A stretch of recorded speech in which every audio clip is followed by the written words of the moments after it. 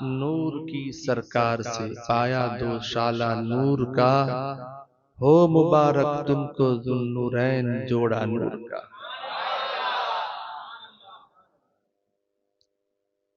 حضرت سرکار عثمان غنی رضی اللہ تعالیٰ عنہ،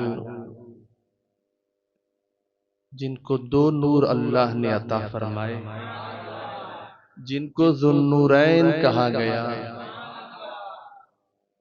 صحابہ خود فرماتے ہیں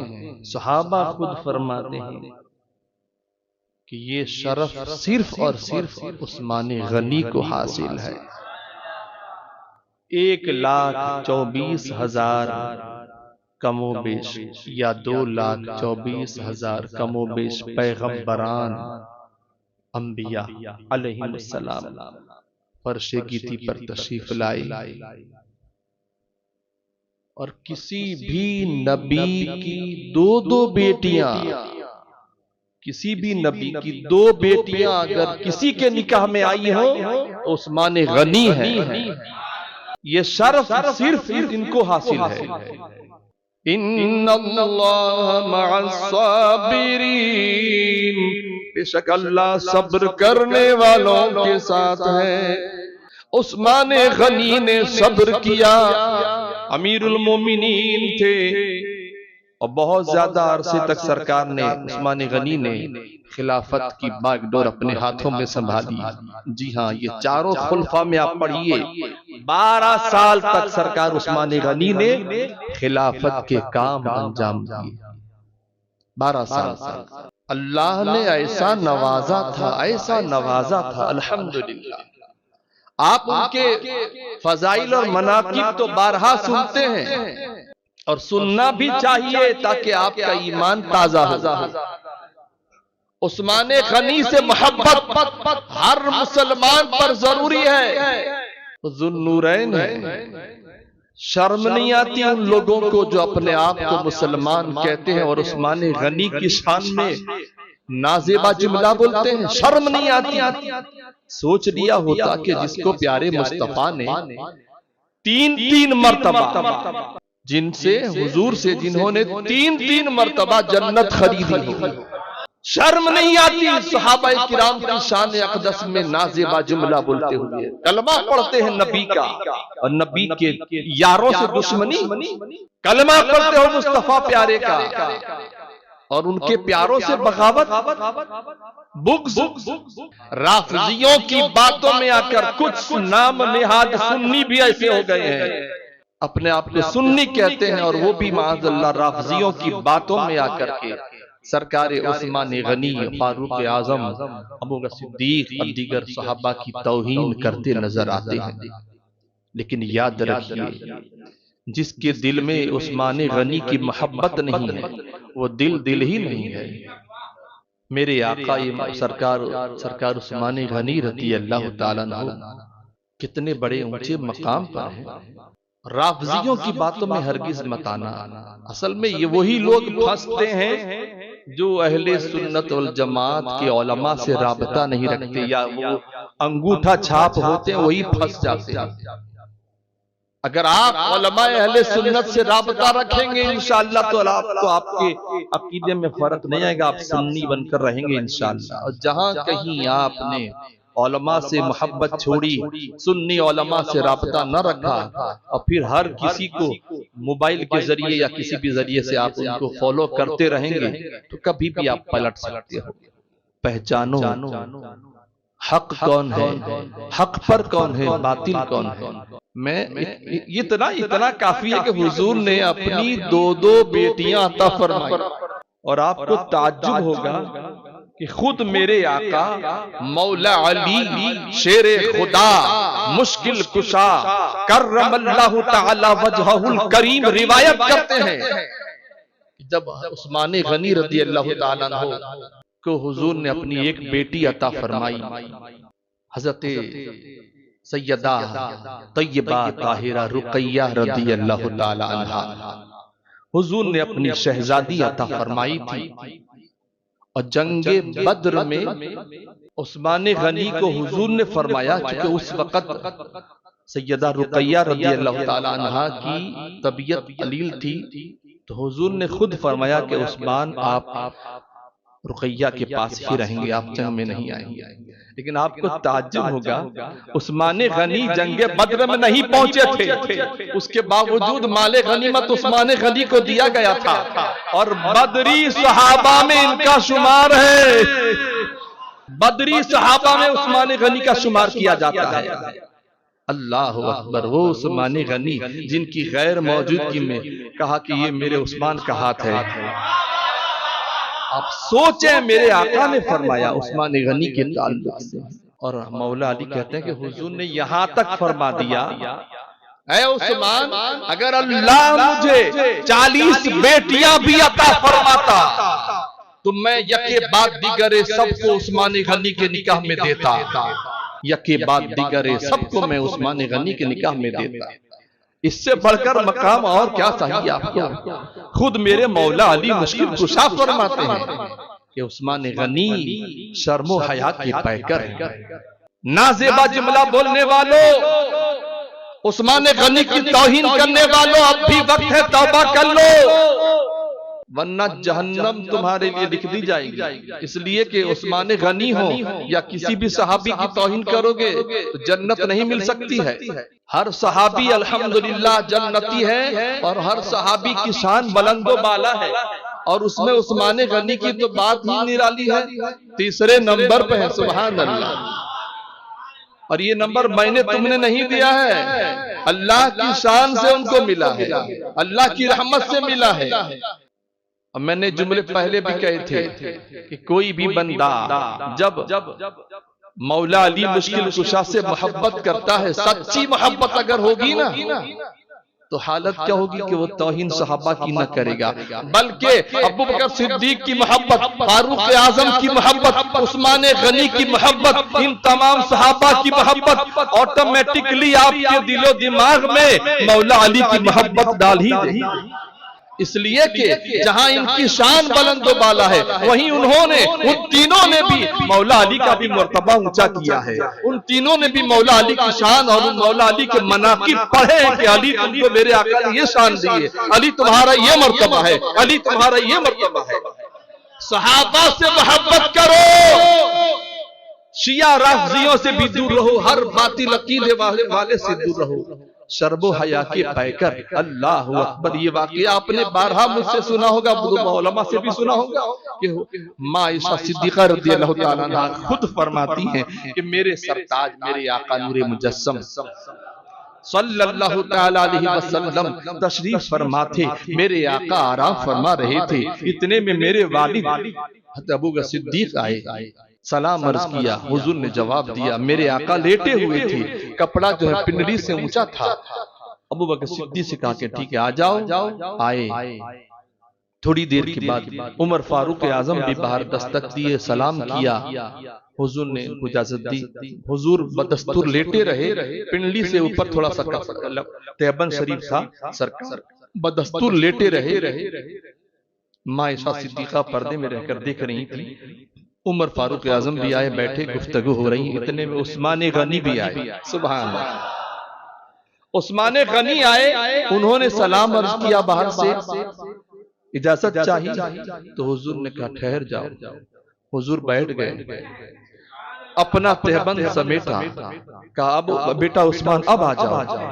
جب تینوں حضرات تشریف لے گئے وہاں سے چلے گئے، ماں عائشہ صدیقہ رضی اللہ تعالیٰ عنہا ام المومنین اپنے آقا کی بارگاہ میں عرض کرتی ہیں، میرے سرتاج، میرے آقا یہ کیا بات ہے؟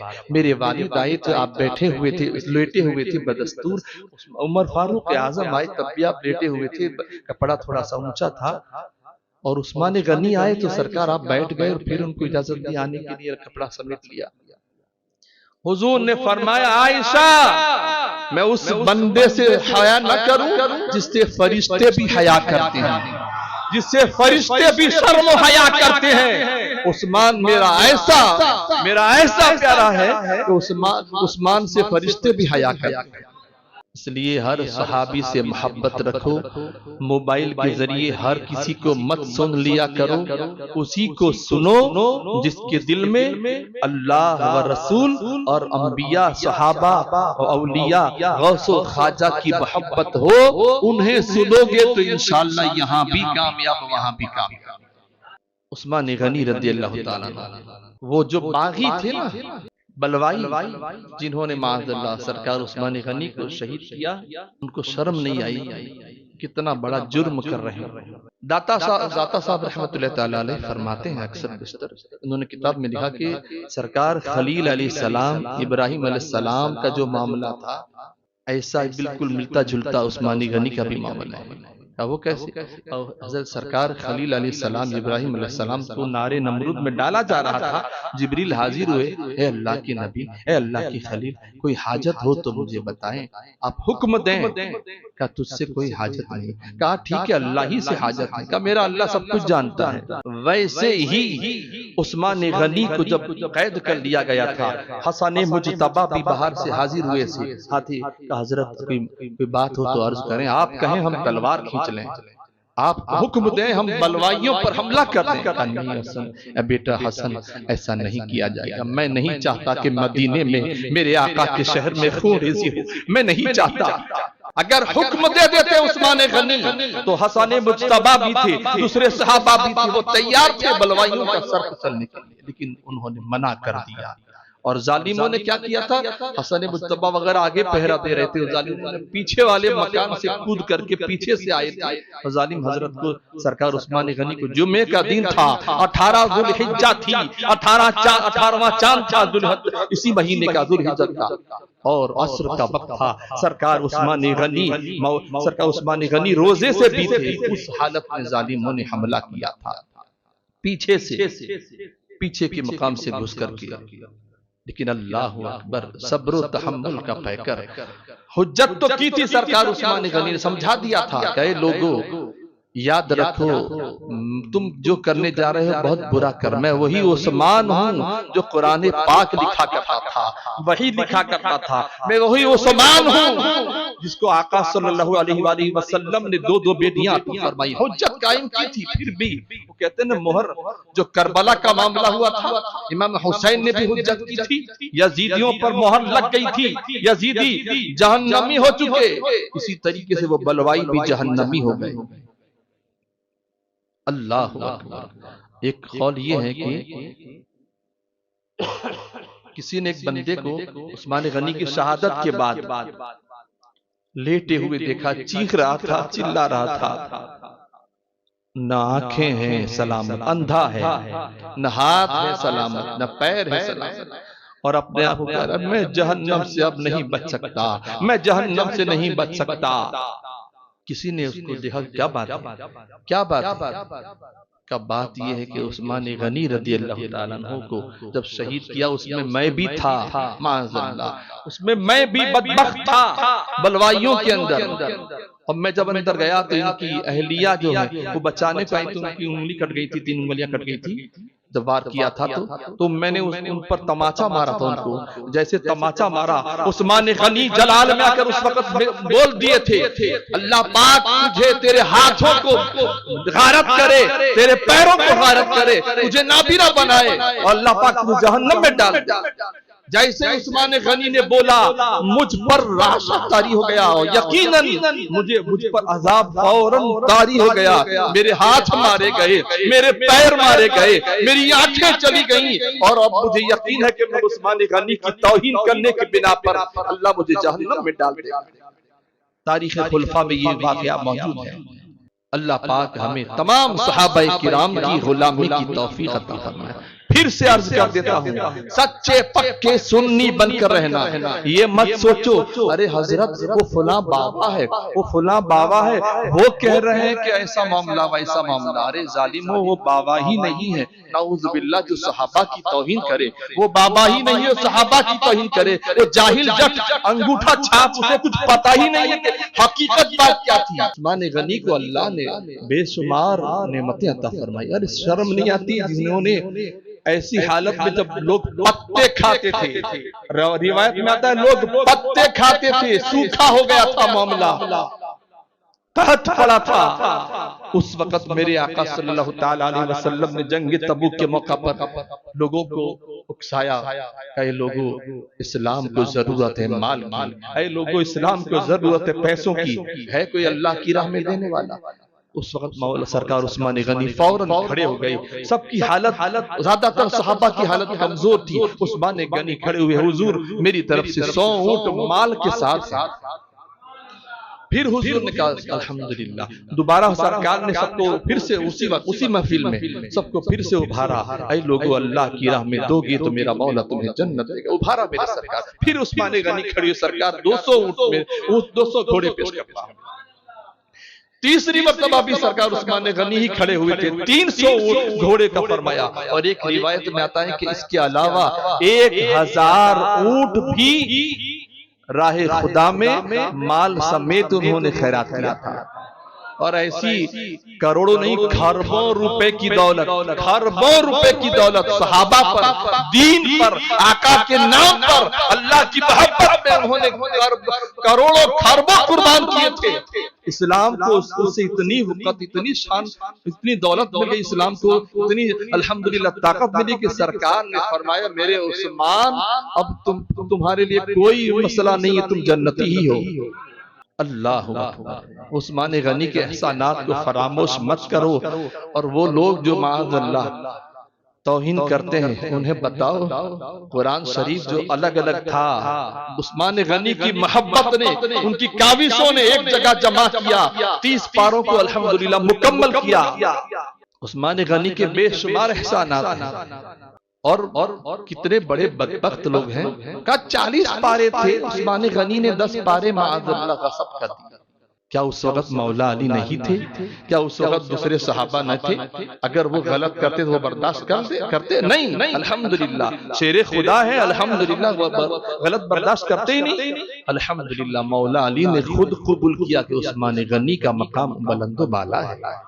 اللہ تعالی ہمیں تمام صحابہ کرام کی غلامی کی توفیق عطا فرمائے، آمین بجاہ نبی الامین صلی اللہ علیہ وسلم۔